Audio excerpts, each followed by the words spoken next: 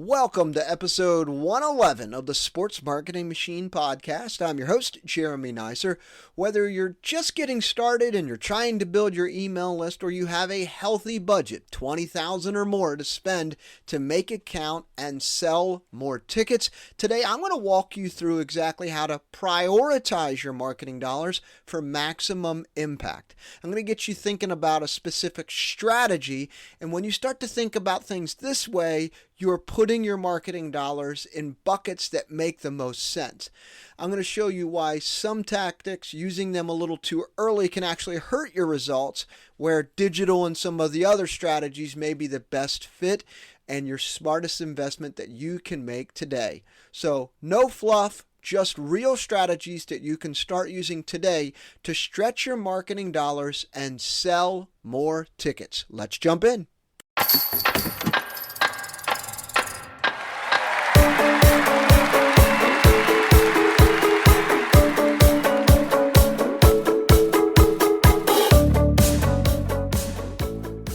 Welcome to the Sports Marketing Machine podcast, the show that helps those working in sports level up their marketing and ticket sales and merchandise sales so that you can sell more tickets and grow your fan base. I'm your host, Jeremy Neisser. Today we're talking about the marketing budget. And I want you to think about building your marketing budget like a funnel from awareness to action. We're going to go through a few things here, but the biggest thing here, and I think that as we go through this is all going to make a whole lot of sense as we start to put these building blocks together.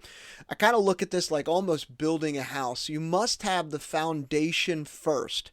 So if you're a team that has a small email list, let's just say less than 6,000 is in your email list, this first part is really for you. And then the second part is really for the teams that have large email lists and a lot of a bigger budget. But if I was the marketing director of a newer team, the first thing that I would do is build a strong owned audience. So what I mean by that is I would invest my energy, time, and dollars into building my email list first, running contests and giveaways.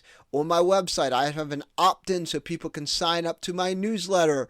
I would do different contests on social media. I would try to do different things in the community. If I'm having a tabling event, it's enter to wins. I'm doing everything that I can to build a strong audience that's mine, that I own. We all know that the audience on Facebook or Instagram or TikTok isn't really ours because, well, when we post, not everybody sees it. But at least with your email list, you own that information. That's yours. So if you're going to start and you've got a small database, that's the first thing that I would do if I were in your shoes. Build your email list first. You want to try to get it. If you can get it to 8,000 to 9,000, that would be fantastic. But if you're starting off and you've got less than 1,000, set a goal to I got to get 5,000 names, email lists into my list here. So how would you do that? Some of the things that I've already mentioned: giveaways, contests, opt-ins on your website, those booths and you're doing enter to wins. You may also go to your local chamber and say, hey, what would it cost to buy the chamber list? Because that could be a really good list for you to acquire so that you could target them about doing different things. I work with a team that every year they buy the list from the chamber. They buy all the chamber members. They go through and go, these folks look like they would be great targets for group outings or sponsorships. So they'll spend $2,000 or less to buy that list of the chamber. They'll put together some postcards for $1,000. They'll mail them out. And then they'll send them out and then follow up with the people about group outings or sponsorships. They do $40,000 on a postcard to a list. They spent $3,000 to buy the list and send the postcards, and they're making 40, 50, 60 grand in some cases on their sponsorship side and group sales. That's the type of ROI that we're trying to get to, but you can't do that if you start to kind of put the cart before the horse. Would I invest in running social media ads? Absolutely. But if you think about it, if your budget's only 20 grand, you're not going to be running $1,000 campaigns. You're going to be running $5 a day for 10 days, $50 a time, targeting specific people, people who visit your website, people who watch your videos, building those targeted audiences inside of meta ads will help you move more tickets faster, because you're saying, okay, I'm prioritizing people. If we were thinking about this in a funnel, I'm prioritizing the people in the middle or closer to the bottom, people who have already been to the website. So they're probably in the middle because they know about us. They know who we are, they've checked out what we've got going on, or they've watched a lot of our videos, 50% or 75%. I'm trying to run ads to them because they're more likely to buy than someone who has never heard of us. So that's what I start to think about is, okay, I'm going to start running meta ads to promote a game at $5 a day for 10 days, $50. Okay, great. That's inexpensive, and I'm getting people who are already aware of us, who know, like, and trust us as part of that. I'm buying that list from the chamber, and I'm kind of going after those folks there and see if I can turn that $2,000, $3,000 into making some more money for the team through group outings and potentially sponsorship opportunities.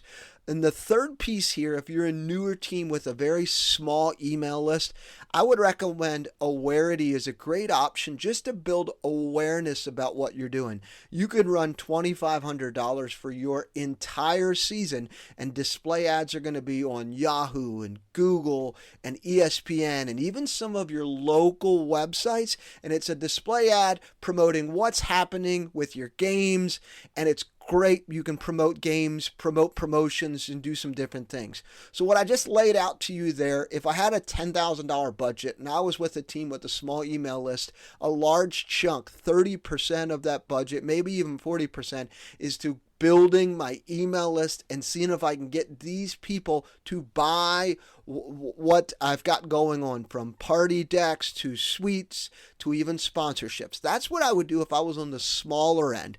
If I had a bigger budget, 20,000 or more, and a sizable database, absolutely, I would think about spending it like a sales funnel. Similarly, like I was just explaining for the smaller teams with the smaller databases, same thing. The top of the funnel, if this is shaped like a sales funnel or even an upside down triangle where the bigger piece of the triangle is at the top and the smaller piece at the bottom, the top half there, the top portion, is all about awareness.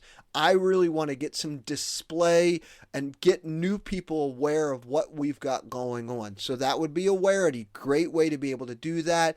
Billboards. If your community has a lot of digital billboards, Blip Billboards is a great opportunity for you to be able to look into that, check it out.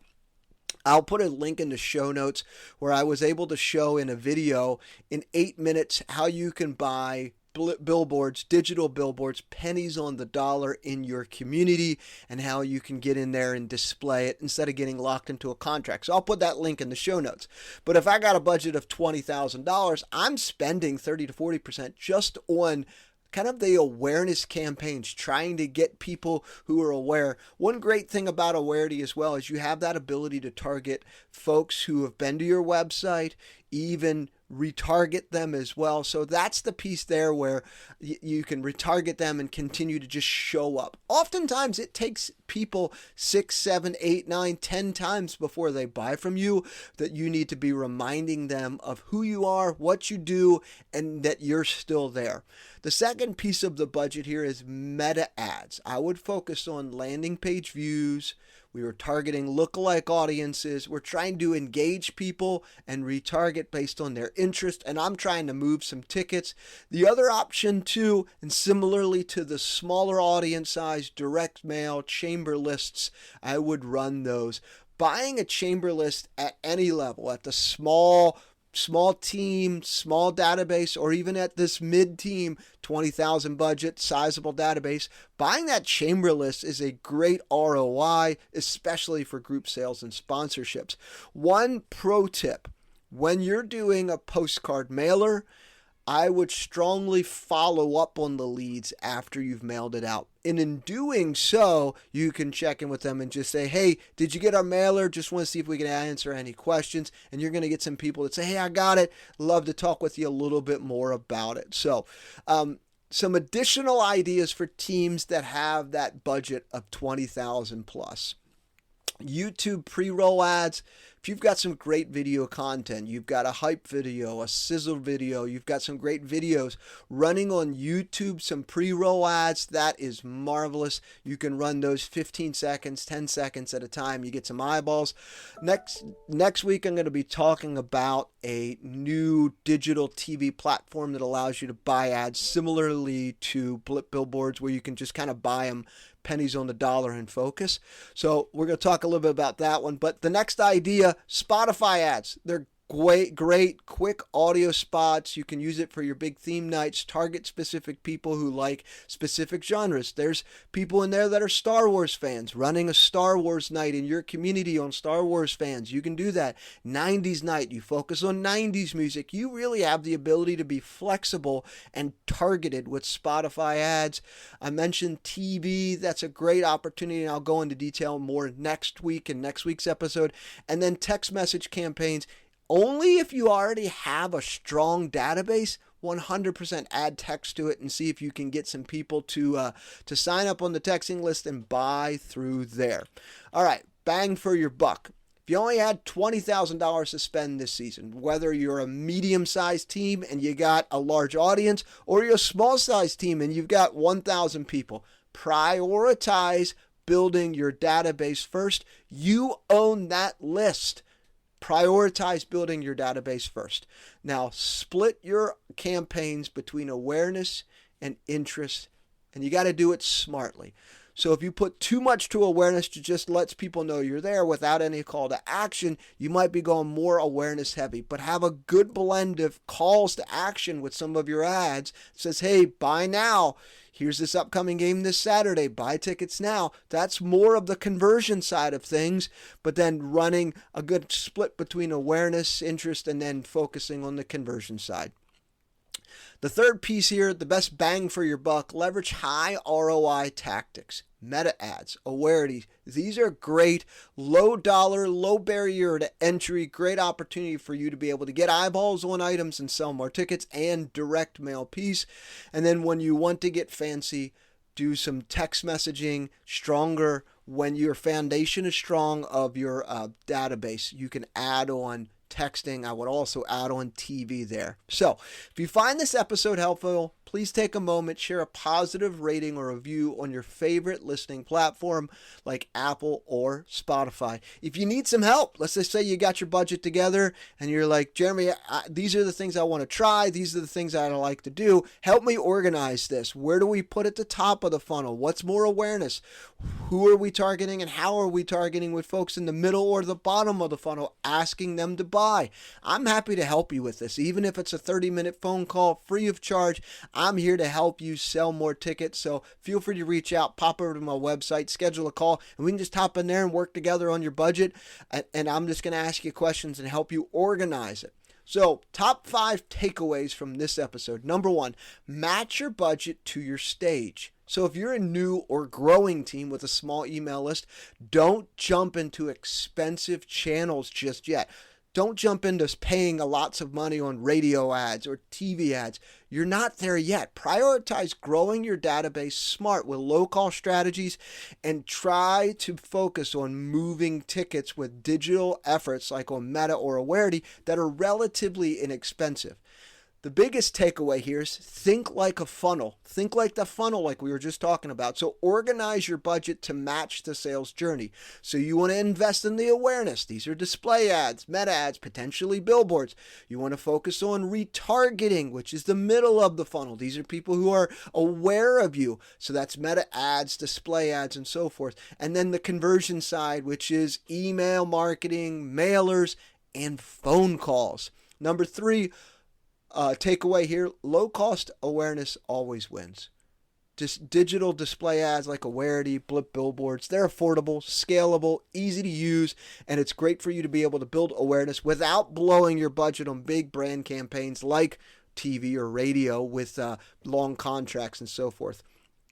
Smart list buying is way better than blind spending. So smart list buying is better than blind spending. So buying a high quality list, like from your local chamber or even another group like Full House, and I'll put a link in the show notes in my conversation about Full House. That's a great cost-effective way to target new prospects, especially for selling group outings and sponsorships, which are your higher dollar items. I would not recommend doing a mailer trying to sell flex plans or your smaller mini plans, which are only less than $100. You have to sell a lot to get an ROI here, so that might be hard to do that. But if you're a team that's got a good sized database and you're getting closer and closer to having great crowds, hey, go for it. Give that a try. But if you're a smaller team, smaller database, really try to focus on selling the group outings and potentially sponsorships. And number 5, main takeaway from this episode, stretch every dollar. You don't have a lot. $20,000 budget can go far if you segment your efforts, think about like a funnel, and build your own database with retargeting, high intent audiences. Try to avoid those shiny objects. They don't oftentimes move the needle, and they're going to waste the one precious thing you have beyond your dollar, and that's your time. All right, folks, if you got questions, don't hesitate to reach out. I'm here to help you sell more tickets and grow your fan base. Until next time.